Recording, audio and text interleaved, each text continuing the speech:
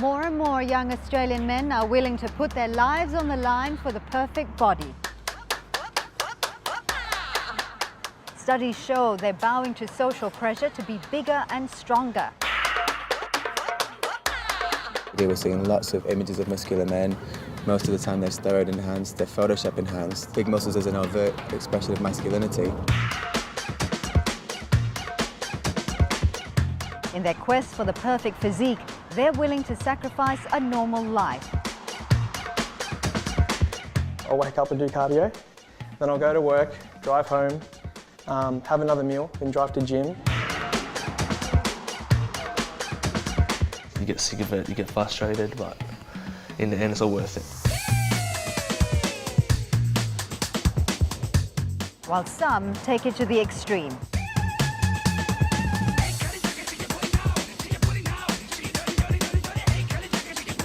These guys, they don't want to do it slow anymore. They want that instant gratification. They want to be there now. I'm Fawzia Ibrahim. On this edition of 101 East, we ask just how far are Australian men willing to go for the body beautiful?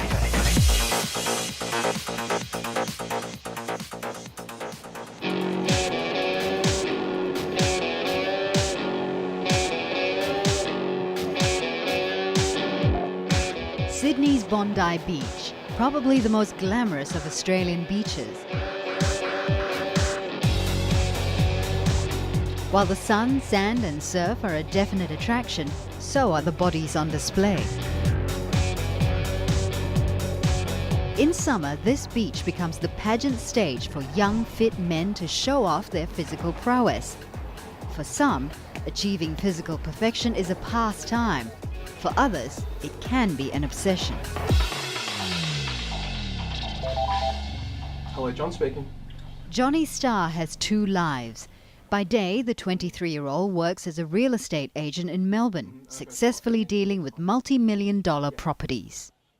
You've got to be really disciplined in real estate. You've got to get on the phones, prospect, find people who are willing to sell and sell with you and build this sort of network and database. Mary, how you going? Chris, how are you, mate? Have one through? Yeah. Sweet, let's go.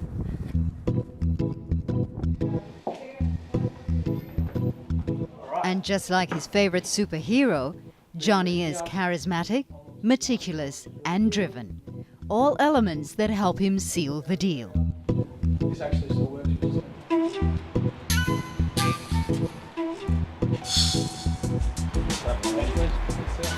By night, Johnny works at sculpting his body. He's a member of the Melbourne Aesthetics Crew, a group of young men dedicated to achieving what they consider the perfect physique.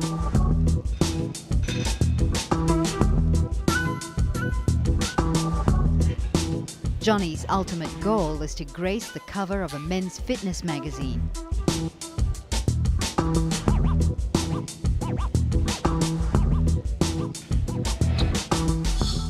Getting there means eating a regimented diet of clean foods and training up to 3 times a day. Leading up to summer for like 8 or 10 weeks, I'll start training a little bit more. So I'll do cardio in the morning from 6 to 7 a.m. I'll wake up and do cardio. Then I'll go to work, drive home, have another meal, then drive to gym. I'll do weights with some guys at the gym, my trainer, about 45 minutes. And then I'll do another half an hour of cardio or maybe an hour before I go to bed or at night time. Yeah. What is this for? Why are you training so hard and why are you eating so healthily? I mean, it's great that you're very healthy or whatever, but I might sound like a freak, yeah. Well, a lot Absolute of people freak. would say, I'm crazy, right? Why? What is the point of all of this? It's so we can look good. Yeah, it's so we can look good. And that's the sole point of it. I guess you could say our end goal is just to look good for summer. You know, you got a few months where you can get your gear off, take your top off and walk around on the beach and be like, hey, this guy looks awesome. Do you think you're narcissistic? How should I answer this question? Do you think you are? Do you think? To an extent, but I'm going to say no. I'm going to say no. Why? I mean, a lot of people would say, because you just said that I do this to look good. I just look to look good. My aim, like on my page, says I just want to inspire people. So if I can inspire the uninspired, that's what it's really about. Because I was that skinny kid growing up, I always wanted to be a bit bigger.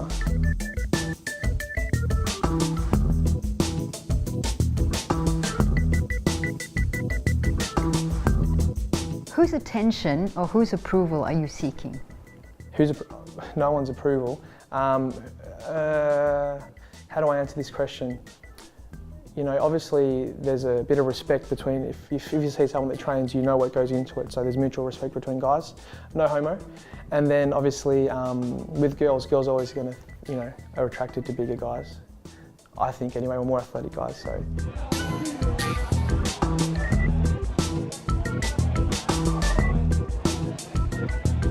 Most men would rather have a compliment off another man than a woman, for example, because a man has a greater ability to affirm one's masculinity than a woman. As an amateur boxer, Stuart Murray understands the male drive to be bigger and stronger. As a clinical psychologist, he's seen a rising number of men becoming obsessed with their bodies as a result of gender equality. As men and women have become more equal in society, men have lesser and fewer domains to emphasise or exert their masculine dominance. The last remaining domain is said to be physical musculature, in that females aren't as physiologically equipped to develop big muscles as men, and so big muscles is an overt expression of masculinity. Guys now in the media, we're seeing lots of images of muscular men. Most of the time they're steroid enhanced, they're Photoshop enhanced, and the average guy in the street just compares really negatively to these images, and this causes a direct sort of reduction in body satisfaction and a drive for increased muscularity. Dr. Murray says this social pressure can be detrimental to certain vulnerable individuals. He's embarked on research into an emerging psychiatric condition amongst men known as muscle dysmorphia, an illness that compels men to adopt a strict diet and training regime to become more muscular. While it sounds like a healthy, disciplined lifestyle, Dr. Murray says it comes at a personal cost. Exercise is healthy, lifting weights is healthy. I think the line, in my own experience, is when it gets to a point where the impairment it causes on your life is so significant that it impinges normal life. I once came across who refused to remove his blender from his desk at work and was making protein shakes every 3 hours. And he eventually got fired. One patient set his alarm every 2 hours in the night so he could take a protein shake to ensure that he was anabolic all night, 24/7.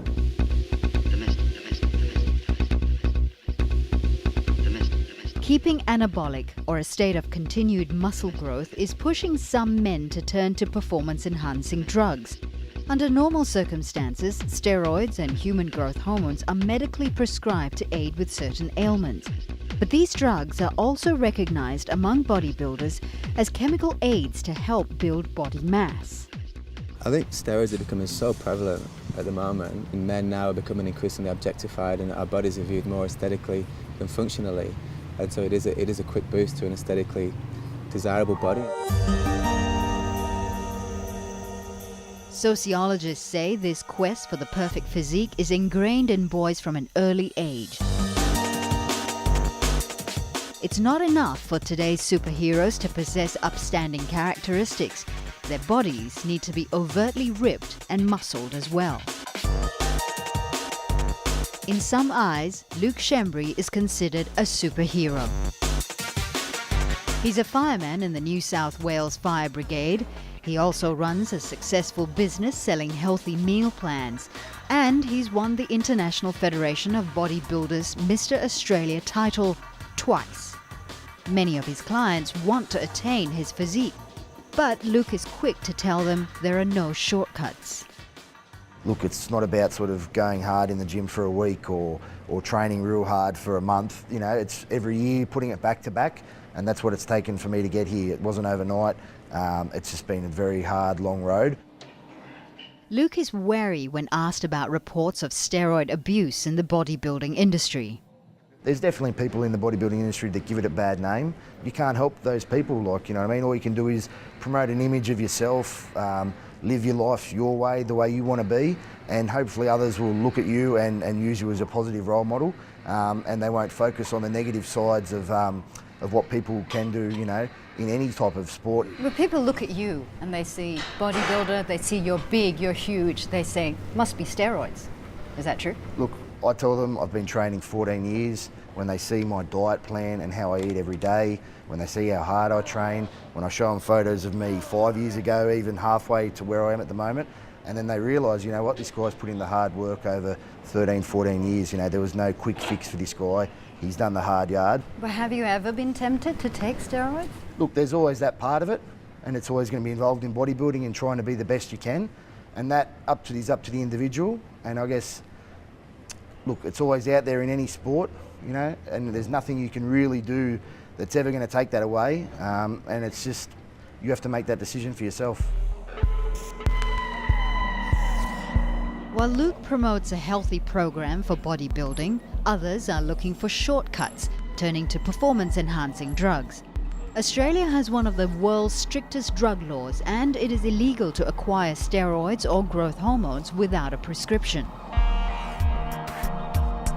No one we spoke to would admit to taking the drugs, but several told us of the existence of a large black market. Many of the drugs are acquired from overseas, particularly from countries where regulation is lax, amongst them Thailand. This Southeast Asian country has long held the promise of exotic adventures for young travellers. The country's food, culture, people and landscape draw millions every year. There's something for everyone: families, couples, holiday makers. And those seeking to experience another side head to Sin City, Pattaya, where anything goes.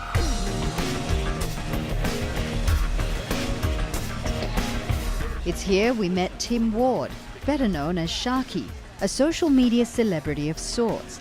Sharky left Australia 3 years ago and retired to Pattaya, where he spends much of his time at the gym. This larger-than-life character is now part of the city's attractions, with fans the world over seeking him out. Sharky says he's noticed a rise in the number of young men visiting Thailand to start a cycle of steroids. He admits to taking a human growth hormone, but says younger men don't need to. I take testosterone, I take growth hormone, but I know how to take it, and that's the thing. I've been doing it that long, and through blood tests I know exactly how to keep my levels where I want them to be. You don't need testosterone in your 20s. What for? Your body's producing enough of it anyway. And the disadvantage with taking testosterone is once you do start, your body will stop producing it. These guys, they don't want to do it slow anymore. They want that instant gratification. They want to be there now. And, you know, it's sad, really. Sad when you see it, because they're not enjoying it. They're not enjoying the training. Sharky also has a dire warning for those seeking steroids and hormones in Thailand. Look, I want to tell you something. This is the best way to put it. This is Thailand, okay? And just because it's got big breasts and long hair, it doesn't mean it's a woman. And just because it's in a bottle and it says testosterone, it doesn't mean it's testosterone. Now, I know for a fact that the FDA has cracked down on steroids so much now in this country. There isn't a single pharmacy I would walk into and buy growth hormone from now. Why not? Because it's fake. But nothing seems to deter those seeking drugs to enhance their physique. We meet a steroid user in Pattaya who wants to remain anonymous. He tells us he also exports the drugs from Thailand into Australia through a website. Who would be your clientele? Bodybuilders, anyone that wanted to try out, get bigger. But you just offer them extra information as well. You know, if they ask a million questions, you get a million questions, and you've got to answer everything, just honestly and truthfully. And if they start and they trust you, then they just buy the product, and you say, "Well, good luck, man. Let me know how it goes," and it's, you know, cool. Is it easy to get steroids in Australia? It's easy, very easy. You gotta know what to do, how to get it in, and who to go to. So it's still getting in? Still getting in. Despite what the customs people say? Customs are useless. But is this the real stuff, or is this the fake stuff that you'd be selling? No, I sell real stuff. You want repeat customers. You don't want people to inject themselves or something worse, and then, you know, it gets tracked back to you. Then where do you get the real stuff from? Over the counter. You get over the counter in the chemist. So you got to know which chemist to go to. Is it easy to get it here? Very easy. Over the counter? Yeah. You don't need a prescription here? No. But you got to walk in, you got to know exactly what to say. And sometimes you've got to go in there and, buy a couple of things so they sort of know your face. And helps if you speak the language, really. We decided to test out Tom's claims. So we've been told that it's relatively easy to get steroids or human growth hormones anywhere in Pattaya. So what we're going to do is we'll try and go into some of these pharmacies here and just see what we can get without a prescription.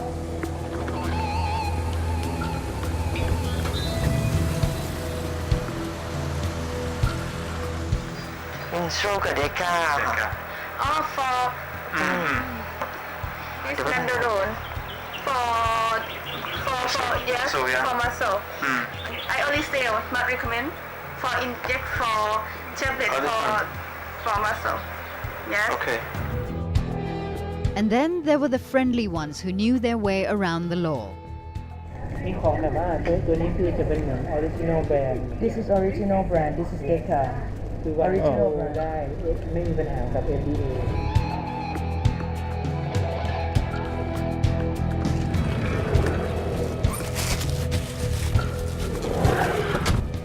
So we've hit 10 pharmacies on this one particular street in Pattaya, and at least 4 of them have been willing and able to provide us with steroids. Now let's see what we've got. We've been able to get a very popular brand of testosterone, as well as some pills, and a very popular injectable as well, and a syringe. So it does go to show that it's quite easy to get steroids here in Thailand without a prescription. We approached Thailand's authorities regarding the lax regulation of the sale of steroids. ตรงนี้มันยังเป็นข้อที่เรา We cannot punish people who illegally export steroids out of Thailand. Under Thai law, steroids are considered as a controlled medicine, unlike narcotics. We still don't have a law to convict steroid smugglers. But don't you think then that this just creates and encourages a black market in steroids because of the lack in penalties? ซึ่งพวกนี้เราไม่สนับสนุนอยู่แล้ว We don't support the abuse of steroids. When foreigners come here to buy and sell steroids, this shows the flaws of our system. ที่เจอมากๆผมว่าณวันนี้คือเป็นปัญหาเรื่อง We cannot stop them from selling steroids through the internet, even though it is illegal. We have a lack of resources to monitor these transactions, and the problem is getting worse. It's a fact confirmed by Australia's authorities. Customs officials say the amount of steroids being smuggled into the country has more than doubled in the past 5 years. Officials blame the increasing number of websites offering steroids for sale through the post.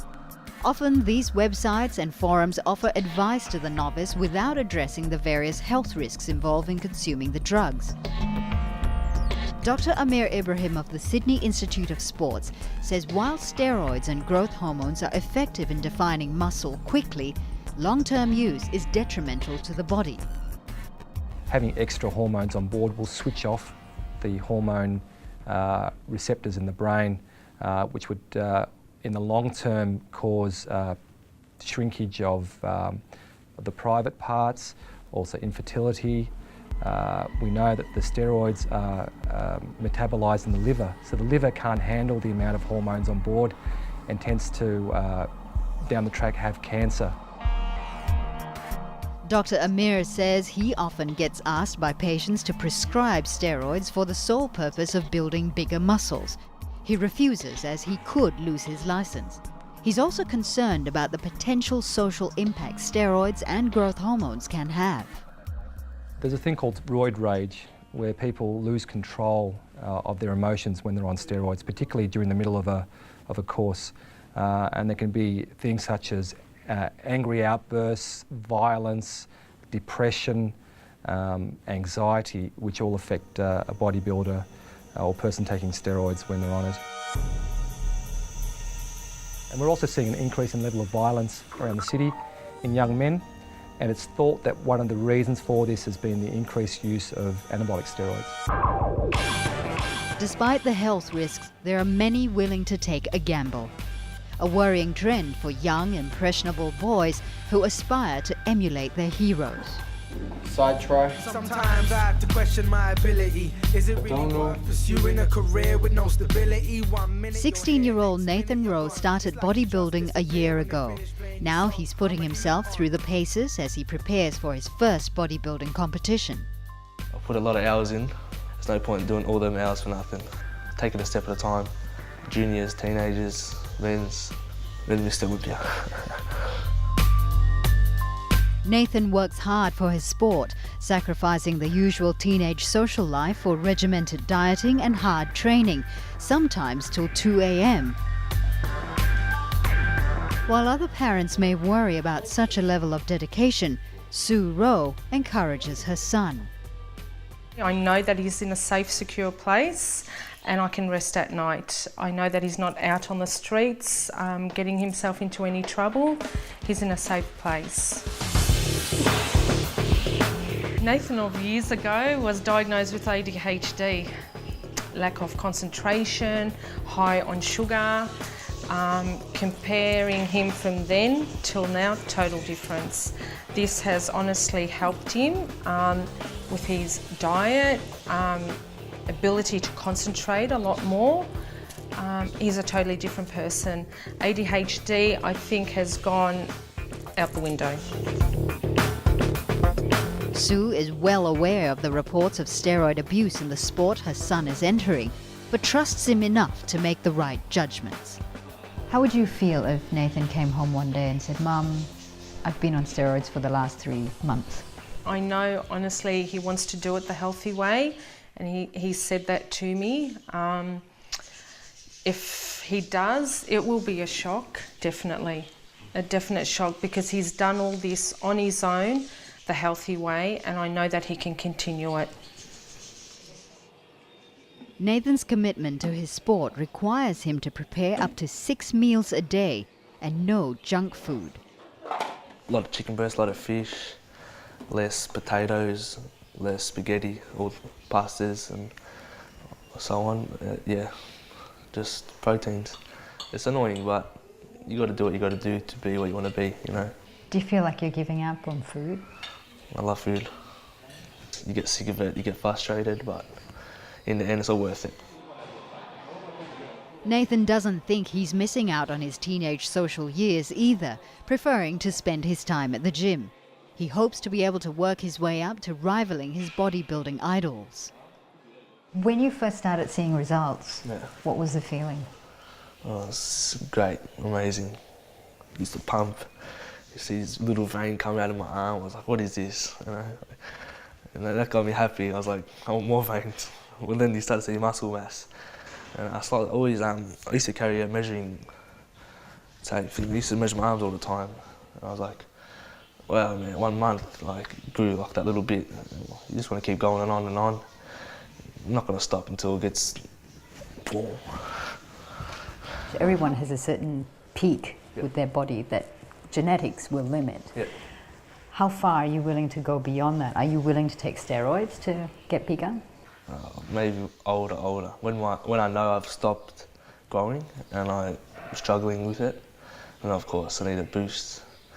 Like, a lot of people think steroids just make you big like that, but it's the amount of work you have to put into it, the working out, the dieting, it's just the same. It's just going to help you that bit.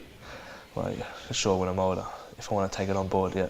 But you do know the health risks that are involved, and you're willing to risk your health in order for the sport. Yeah. Why? Sacrifice, you know. I want to be a champion, you know. And to be a champion, you've got to sacrifice a lot of things in life, especially in this sport, so yeah. And you're willing to put your health at risk for Yes.